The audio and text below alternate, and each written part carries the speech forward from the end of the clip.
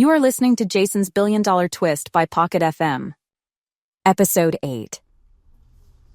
Overhearing the mean comments but staying calm, Jason decided to play along.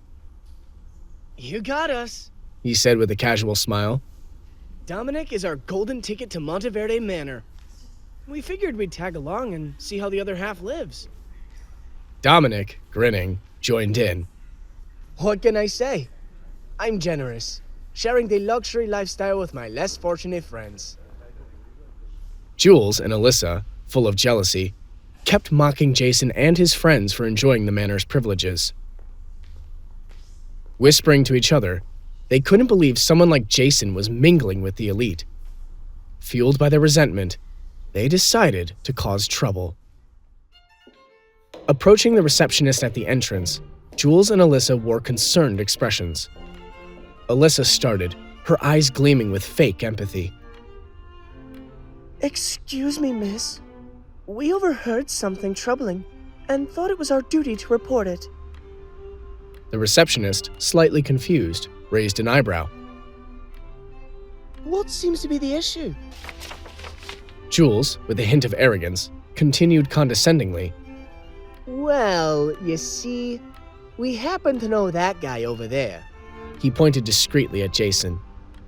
He doesn't have the proper membership for this manor. We thought it's important to uphold the rules, especially for prestigious places like this.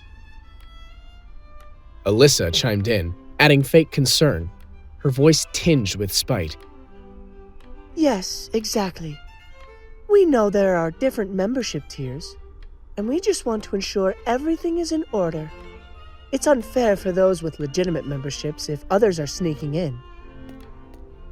The receptionist listened attentively, though skepticism flickered in her eyes. Deep down, Jules and Alyssa hoped that by reporting Jason, they could ruin his experience and reputation within the manor. As the receptionist discreetly glanced at the figure they pointed to, she realized it was her boss, Jason. Panic flashed in her eyes as she weighed the situation, torn between her loyalty to Jason and the need to address the raised concerns. Maintaining her composure, the receptionist decided to navigate the delicate situation. With a diplomatic smile, she responded, Thank you for bringing this to my attention. However, rest assured that our esteemed guests are well aware of the membership requirements. Mr. Monteverde, our boss, has already vouched for them, and when he says so, there's no need for a membership card. She paused, letting the words sink in before continuing. You see, questioning the legitimacy of our guests, especially those vouched for by Mr. Monteverde, can be quite risky. I suggest you be cautious with such accusations. Mr. Monteverde values guests' comfort and experience, and unnecessary disruptions may not bode well for you. Her message carried a subtle threat, implying that questioning Mr. Monteverde's decisions could have severe consequences. Jules and Alyssa, now feeling uneasy, exchanged nervous glances. Feeling the weight of their actions, Jules and Alyssa stammered out apologies. With a nod, the receptionist allowed them to proceed into the manor. Meanwhile, the trio, unaware of the unfolding drama, found themselves in the manor's gaming facility. The room had state-of-the-art gaming consoles, immersive virtual reality setups, and various classic and modern games. Arnold, always up for a challenge, immediately gravitated towards the gaming consoles, eager to showcase his skills. Intrigued by the virtual reality options, Dominic explored the immersive worlds. Still absorbing the opulence around him, Jason joined in the fun, embracing the chance to unwind in this extravagant setting.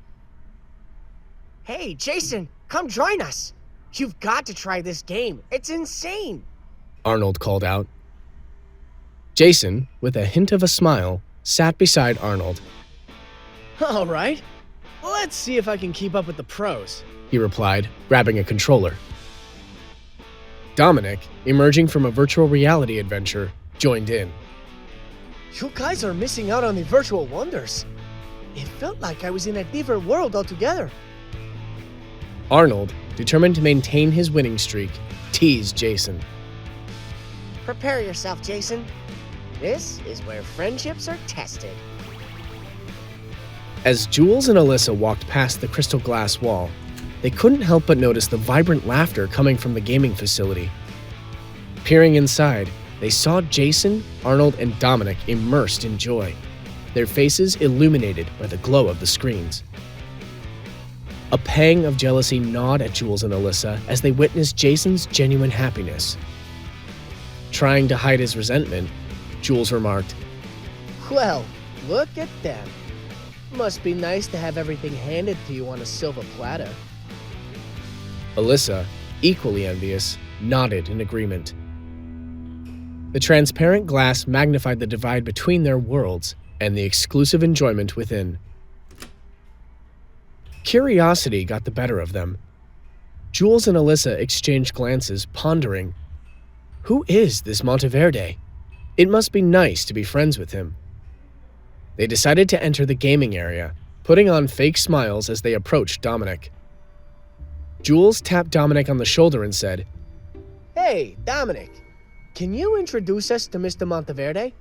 We've heard a lot about him. Taking a break from his game, Dominic looked at them with a hint of amusement.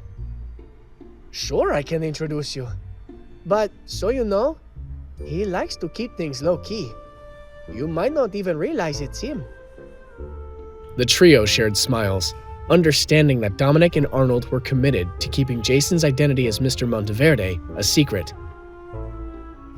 Arnold approached them with a friendly demeanor, trying to break the news gently. Hey, guys. About Mr. Monteverde. Dominic, always straightforward, took the lead in explaining the situation. Well, here's the thing. It's not really up to us who Mr. Monteverde decides to be friends with. Alyssa, slightly disappointed, expressed their genuine intention. Seriously? We just wanted to get to know him better. Arnold, attempting to offer perspective, explained the nature of friendship. Friendship is a two-way street. If he's interested, he'll let you know. Observing the scene, Jason couldn't help but smirk, silently enjoying the unfolding drama. With a resigned tone, Jules acknowledged the situation. Well, if Mr. Monteverde isn't interested, that's fine. My family is pretty well off anyway. I'm sure I can find another way to get to know him. Arnold, sensing the shift in dynamics, tried to ease the atmosphere. Don't worry about it, Jules. Sometimes these things happen naturally. Let's just enjoy our time here. Alyssa, still holding on to a glimmer of hope, smiled and added, Yeah, who knows? Maybe we'll run into him during our stay. The next day, Jason, Dominic, and Arnold decided to continue their subtle retaliation against Jules and Alyssa, this time on the prestigious golf course of the manor. They knew Jules and Alyssa fancied themselves as golf enthusiasts, and the trio was determined to prove a point. As the sun bathed the manicured greens in golden hues, Jason and his friends prepared for a round of golf. Little did they know that Jules and Alyssa, unaware of the trio's plan, had also chosen the golf course for their leisurely day. On the first tee, Jason, holding a golf club with a confident smile, addressed his friends. Let's make this round memorable, boys. With a mischievous grin, Dominic said, Oh, it will be, Jason. Our friends over there won't know what hit them. The trio started their game, displaying impressive skills and seamlessly blending in with the atmosphere. Unbeknownst to Jules and Alyssa, they were in for a surprise. As Jason and his friends played strategically, they accidentally landed impressive shots, showcasing their prowess. Word quickly spread across the golf course about the mysterious group delivering a masterclass in golf. Jules, overhearing the murmurs, couldn't resist but investigate.